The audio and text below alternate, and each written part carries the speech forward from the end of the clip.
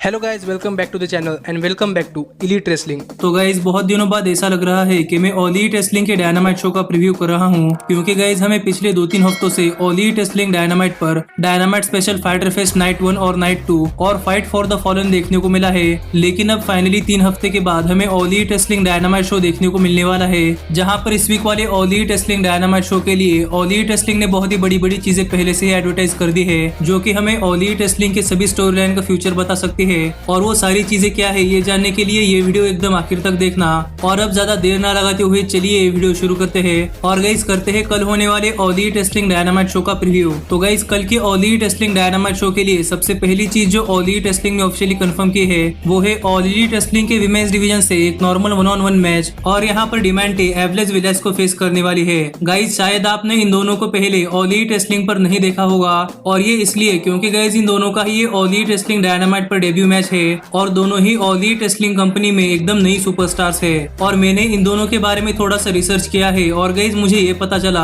कि ये दोनों ही रेसलर इंडिपेंडेंट सर्किट के बहुत ही बढ़िया रेसलर्स है और इन्हें पहली बार इंडिपेंडेंट रेसलिंग से बाहर नेशनल टेलीविजन पर रेसल करने का मौका मिल रहा है। तो गाइस ये दोनों ही रेसलर हमारे लिए अननोन है और देखना पड़ेगा कि इन दोनों के बीच में मैच कैसा होता है। और मैं भी इन दोनों को ज्यादा नहीं जानता, लेकिन गाइस अगर यहाँ पर बात करें इस मैच की विनर की, तो गाइस मैं यहाँ इस मैच में एवलेस को विनर पिक करूंगा, क्योंकि गाइस आपको शायद पता नहीं होगा लेकिन ये WWE के डेवलपमेंटल में काम कर चुकी है और इस वजह से मुझे लगता है कि इस मैच में एवलेस आराम से जीतने वाली है। पर गाइस शो के लिए जो अगली बड़ी चीज ऑल ईट रेसलिंग ने ऑफिशियली कंफर्म की है वो है ऑल ईट रेसलिंग के मेंस डिवीजन से एक नॉर्मल 1-on-1 मैच, और यहाँ पर ऑल ईट रेसलिंग के टैग टीम चैंपियंस के 1/2 यानी कि एडम हैंगमैन पेज अपनी tag team championship dark order के एक मेंबर नंबर 5 के अगेंस्ट डिफेंड करने वाले है। गाइस इस मैच के लिए कोई बैक स्टोरी नहीं है, बल्कि ये match all Elite wrestling dynamite पर एकदम रैंडमली बुक किया गया है। लेकिन गाइस इस मैच से हमें आगे ऑल ईट रेसलिंग पर बहुत ही बड़ी स्टोरी लाइन शुरू होती हुई दिखाई दे सकती है, जहां पर मुझे ऐसा लगता है कि केनी ओमेगा और हैंगमैन पेज की tag team championships dark order के अगेंस्ट डिफेंड करने के लिए स्टोरी लाइन यहीं से शुरू होने वाली है। और गाइस इस मैच के लिए कोई बड़ी बैक स्टोरी नहीं है, इसलिए हम इस मैच के बारे में ज्यादा बात नहीं कर सकते।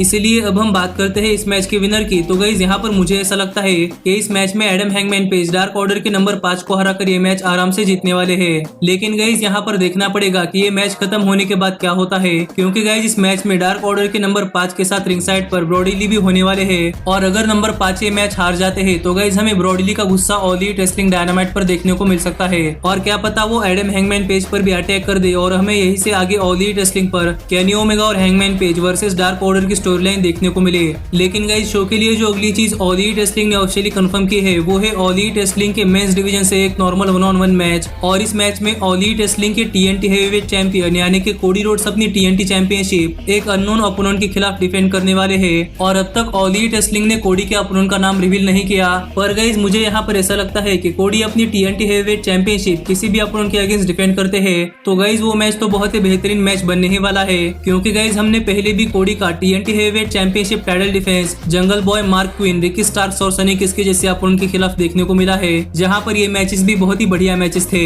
पर यहाँ पर कोडी के ओपोनेंट के बारे में हिंट देते हुए टोनी खान ने एक ट्वीट किया है, और यहाँ पर इस ट्वीट में टोनी खान ने लिखा कि इस वीक वाले ऑल ईट रेसलिंग डायनामाइट पर कोडी अपनी TNT हेवीवेट चैंपियनशिप एक अननोन ओपोनेंट के खिलाफ डिफेंड करने वाले हैं, जो ओपोनेंट रेसलिंग इंडस्ट्री का बहुत ही हॉटेस्ट फ्री एजेंट है। और वो कौन है ये हमें इस वीक वाले ऑल ईट रेसलिंग डायनामाइट पर जानने को मिलने वाला है। और यहाँ पर टोनी खान ने इस तरीके का ट्वीट किया है, तो गाइस यहाँ पर हम समझ सकते हैं कि कोडी की TNT हेवीवेट चैंपियनशिप के लिए इस वीक का ओपोनेंट कोई तगड़ा सुपरस्टार हो सकता है। और मुझे यहाँ पर ऐसा लगता है कि गाइस कोडी का ओपोनेंट कोई और नहीं बल्कि former WWE intercontinental champion Jack Ryder हो सकते हैं, क्योंकि गाइस पहली बात तो कोडी और जैक राइडर रियल लाइफ में एक दूसरे के बहुत ही बढ़िया दोस्त है, और अब WWE से रिलीज होने के बाद जैक राइडर का नॉन कम्पीट क्लॉज भी खत्म हो चुका है। और एक टाइम के लिए जैक राइडर ने कोडी के TNT हेवीवेट चैंपियनशिप के ओपन चैलेंज को लेकर एक ट्वीट भी किया था, जिससे तो मुझे यही लगता है कि गाइस हमें possibly Jack Ryder All Elite Wrestling पर डेब्यू करते हुए दिखाई दे सकते हैं। और अगर ऑल ईट रेसलिंग को जैक राइडर को एक डोमिनेटिंग सुपरस्टार दिखाना है तो गाइस शायद कोडी इस वीक वाले ऑल ईट रेसलिंग डायनामाइट पर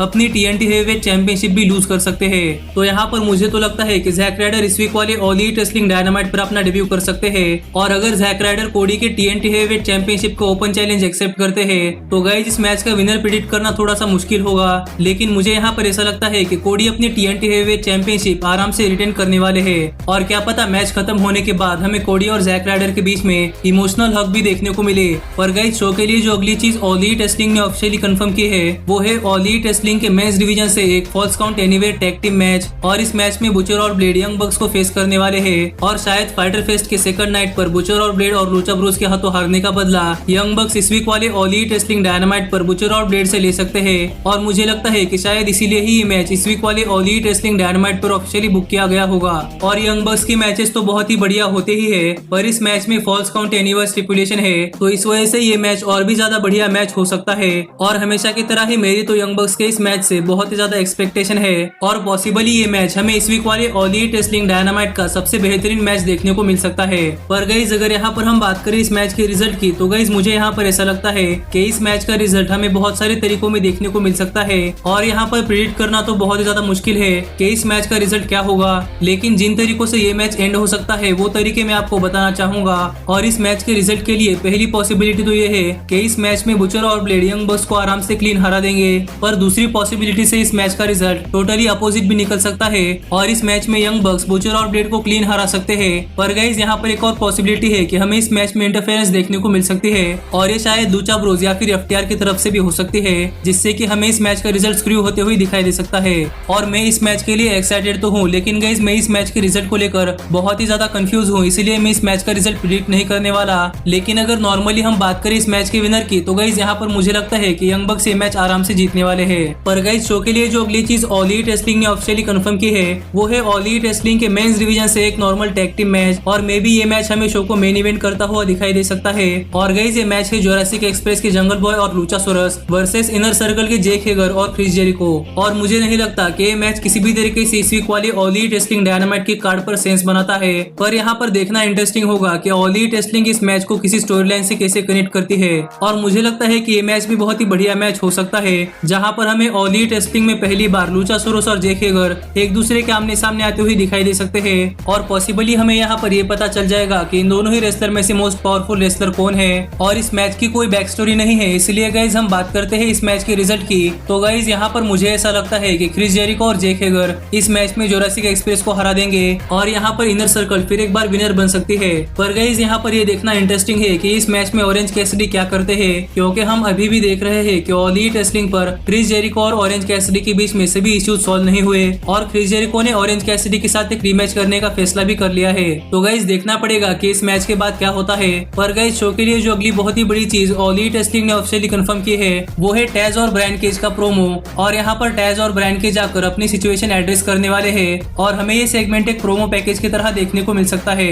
और यहाँ पर पॉसिबली ब्रायन केज एक और नए मेंबर को अपने साथ अलाइन करते हुए दिखाई दे सकते हैं और ये मेंबर कोई और नहीं बल्कि रिकी स्टार्क्स हो सकते हैं। क्योंकि गाइज अगर आपने ऑल एलिट रेसलिंग का डार्क एपिसोड देखा होगा तो गाइज आपने देखा होगा कि ऑल एलिट रेसलिंग डार्क पर डार्बी एलन के मैच के बाद ब्रायन केज ने आकर डार्बी एलन के ऊपर हमला करने की कोशिश की थी, जहां पर डार्बी एलन के अपोनेंट ने उन्हें बचाने की कोशिश की थी। पर यहाँ पर रिकी स्टार्क्स ने आकर डार्बी एलन के अपोनेंट पर हमला कर दिया और ब्रायन केज ने मौके का फायदा उठाकर डार्बी एलन पर अटैक किया, जिसमें रिकी स्टार्क्स ने भी ब्रायन केज की मदद की। और इस सेगमेंट के दौरान टैज कमेंट्री पर बैठे थे, जहां पर टैज ने कहा कि इस वीक वाले ऑल एलिट रेसलिंग डायनामाइट पर टैज इस सेगमेंट के बारे में चीजें एड्रेस करने वाले हैं, तो हमें शायद पॉसिबली रिकी स्टार्क्स और ब्रायन केज एक दूसरे के साथ अलाइन होते हुए दिखाई दे सकते हैं। पर यहाँ पर देखना इंटरेस्टिंग होगा कि क्या यहाँ पर डार्बी एलन आते हैं या नहीं। पर गाइस शो के लिए जो सबसे फाइनल चीज ऑल एलिट रेसलिंग ने ऑफिशियली कंफर्म की है वो है जॉन मॉक्सली का एक प्रोमो सेगमेंट, जहां पर इस वीक वाले ऑल एलिट रेसलिंग डायनामाइट पर आकर जॉन मॉक्सली चीजों को एड्रेस करने वाले हैं और शायद हमें यहाँ पर जॉन मॉक्सली ब्रायन केज को पीछे छोड़कर अपने अगले अपोनेंट को कॉल आउट करते हुए दिखाई दे सकते हैं, जहां पर हमें पॉसिबली एमजेएफ जॉन मॉक्सली के चैलेंज को आंसर करते हुए दिखाई दे सकते हैं। क्योंकि गाइस ऑल एलिट रेसलिंग की फ्यूचर प्लान्स यही है और शायद हमें ऑल आउट के लिए जॉन मॉक्सली वर्सेस एमजेएफ इस मैच का बिल्ड इस वीक वाले ऑल एलिट रेसलिंग डायनामाइट से शुरू होता हुआ दिखाई दे सकता है। और अगर यहाँ पर एमजेएफ आते हैं तो गाइस यहाँ पर देखना पड़ेगा कि इस सेगमेंट में क्या क्या होता है और इस सेगमेंट के आखिर में स्टैंड टॉल कौन करता है। और इतनी सारी चीजों से तो मुझे ऐसा लगता है कि गाइस इस वीक वाले ऑल एलिट रेसलिंग का पूरा dynamite show all elite wrestling ने पहले से ही एडवर्टाइज कर दिया है और हमें सिर्फ शो एंजॉय करना बाकी है। तो गाइस अब मिलता हूँ आपसे अगली वीडियो में, जहाँ पर हम करेंगे इस वीक वाले all elite wrestling dynamite show का रिव्यू। पर गाइस तब तक stay healthy, stay happy and keep watching elite wrestling. Hey, did you like that video?